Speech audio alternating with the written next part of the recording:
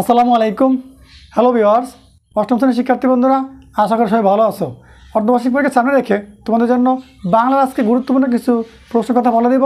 এই প্রশ্নগুলো পড়বে, আশা করি এই জায়গা থেকে পরীক্ষা প্রশ্ন আসবে। তাহলে চলো আমরা এই গুরুত্বপূর্ণ প্রশ্নগুলো সাজেশনটা অনুসরণ করি এবং মনোযোগ সহকারে একবার চোখ বুলিয়ে দেখে নিয়ে বইটা দাগিয়ে নেই। দেখো, তাহলে আমরা আলোচনা শুরু করলাম। অষ্টম বাংলা সাজেশন 2024 বইয়ের পৃষ্ঠা নং তোমরা জানো, তোমাদের বর্তমান সিলেবাসের বইতে কোনো প্রশ্ন নেই। এখনকার তবে কি গাইডের প্রশ্ন দেওয়া আছে, ওই প্রশ্নগুলো পরীক্ষা আসে না। এখন আমি তোমাদেরকে বইয়ের কিছু পৃষ্ঠার কথা বলে দিব, ওই প্রশ্নগুলো পড়লে পরীক্ষা আসবে। প্রশ্ন কিন্তু বানিয়ে দেয়। দেখো, তোমার বিগত দিনে পরীক্ষা হয়েছে, হুবহু কোনো প্রশ্ন পরীক্ষায় আসে না। আমার ঘরে কিছু ক্রাইটেরিয়া আছে, ওগুলো ফলো করলেই পরীক্ষা প্রশ্ন কমন পড়বে, ওগুলো বেশি বেশি পড়তে হবে। তোমরা আমার এই ভিডিও দেখার সময় মেন বই নিয়ে টেবিলে বসবে, খেয়াল করবে। দেখো, পৃষ্ঠা নাম্বার 2 ঘটনা 1 উপরে দেখাটা ঘটনা আছে, এই ঘটনা ভালোভাবে পড়বে, ঠিক আছে। তারপরে পৃষ্ঠা নাম্বার 3 ঘটনা 2, পৃষ্ঠা নাম্বার 4 ঘটনা 3, এই 3টা প্রশ্ন ভালোভাবে ঘটনা জানবে। এগুলো দিয়ে প্রশ্ন কাহিনী আকারে বানিয়ে তারপরে করবে, ঠিক আছে। আমরা বাংলা কিন্তু মুখস্থ করার কিছু নেই, বাংলা গল্প আকারে রিডিং মনোযোগ আকারে বুঝে পড়তে হবে, এটুই আমার কাজ, আর সে ব্যতিক্রম কিছু না, ঠিক আছে। খেয়াল রাখবা, বাংলা মুখস্থ করার কিছু নাই। তারপরে চলে আসো, এই যে 12 পৃষ্ঠায় কিছু শূন্যস্থান না খালি বক্স আছে, এই প্রশ্নগুলো ফিল আপ করবা, এগুলো থেকে প্রশ্ন বানিয়ে করবে। তারপরে যে 13 পৃষ্ঠায়, 14 পৃষ্ঠায়, তারপরে 15 পৃষ্ঠায়, এই যে আমি সেগুলো লিখে রাখছি, এই যে 13, 14 এবং এই 15 পৃষ্ঠা। তারপর দেখো 20 নম্বর পৃষ্ঠায় কী আছে, এগুলো ভালোভাবে পড়লে হয়। 20 নম্বর পৃষ্ঠায় যে ধ্বনি, কম্পন মাত্রা ও বায়ুর প্রবাহ অনুযায়ী ব্যঞ্জন ধ্বনি, ওই যে স্বরযন্ত্র, স্বরধ্বনি, অগজধ্বনি, এগুলোর সম্বন্ধে ভালো একটা আলোচনা আছে। এ জায়গাতে প্রশ্ন আসার মতো বাংলা গ্রামারের অংশ, এটা ভালোভাবে পড়ে নিবা। পৃষ্ঠা নাম্বার 20।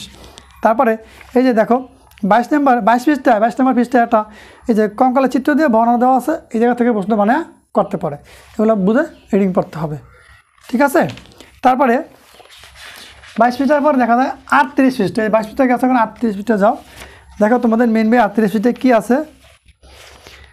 38 পৃষ্ঠায় আছে, দেখা যায় যে সাধুরীতির বাক্যকে প্রমিত বাক্যে রূপান্তর করার একটা চার্ট দেওয়া আছে, চার্টটা ভালোভাবে মনোযোগ সহকারে পড়ে নেবে, ঠিক আছে। তারপরে বলছে কি 38 পৃষ্ঠার পরে বলছে 41 পৃষ্ঠায় দেখো কী আছে। 41 পৃষ্ঠায় যে বঙ্গবন্ধু শেখ মুজিবুর রহমানের ভাষণ আছে, তার মানে বৈশিষ্ট্য নিয়ে, তার জন্ম নিয়ে, তার যেটাকে বলে তার জীবন বৃত্তান্ত নিয়ে একটা প্রশ্ন আসতে পারে। মনোযোগ সহকারে একটু রিডিং মনোযোগ সহকারে ভালো করে পড়ে নেবে, ঠিক আছে। তারপরে যে 45 পৃষ্ঠায় কী আছে দেখো, 45, 46 পৃষ্ঠায় কিছু গুরুত্বপূর্ণ প্রশ্ন আছে।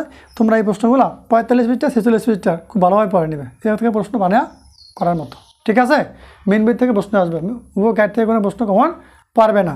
এই জন্য কী করতে হবে, মেন বইগুলো দিয়ে রিডিং মনোযোগ সহকারে বুঝে বুঝে পড়তে হবে, টেবিলে বইয়া পড়তে হবে, খেয়াল রাখো। তারপরে 52 পৃষ্ঠায় আসো। দেখো 52 পৃষ্ঠায় বলা আছে কি, 52 পৃষ্ঠায়ও একইভাবে কিছু ওই যে পরে কী বুঝলাম, তুমি পরে কী বুঝছো, এই সম্বন্ধে কিছু প্রশ্ন, রবীন্দ্রনাথ বিষয়ে কিছু কাজ আলোচনা আছে। তোমরা এই 52 পৃষ্ঠার এই বক্সটা পূরণ করবা, এগুলোতে প্রশ্ন বানিয়ে করবে। আর সর্বশেষ একটা কথা বলে দেই, দেখো প্রত্যেকটি গল্প মনোযোগ সহকারে বুঝে রিডিং পড়বে এবং শব্দের অর্থগুলো পড়বে। মানে কি, তুমি যদি এই গল্প মেন বইয়ের যে সিলেবাস আছে, সিলেবাসের গল্পগুলো ভালোভাবে না বুঝে না পড়ো, তাহলে তুমি পরীক্ষা ক্যান্সেল করতে পারবে না। এই গল্পগুলোর আলোকেই বিভিন্ন ডিজাইনের প্রশ্নগুলো করবে। তোমাদেরকে একটু বুঝে শুনে রিডিং করতে হবে, বাংলা মুখস্থ করার কিছুই নেই। কিন্তু আমরা অনেক কাছে আমারই মুখস্থ করি। তাহলে বললাম, তোমরা এগুলো ভালোভাবে বুঝে রিডিং পড়ো, মনোযোগ সহকারে পড়ো, এবং বাকি যে পরীক্ষাগুলো আছে তোমাদের জন্য আমি পর্যায়ক্রমে সাজেশন আকারে ভিডিও নিয়ে চলে আসবো। তোমরা আমাদের math education zone Facebook page এবং ইউটিউব চ্যানেলের সাথে থাকো, আশা করি তোমাদের জন্য ভালো হবে। সবাই ভালো থাকো, সুস্থ থাকো, আর আমাদের সাথেই থাকো। আজকে পর্যন্তই, আল্লাহ হাফেজ।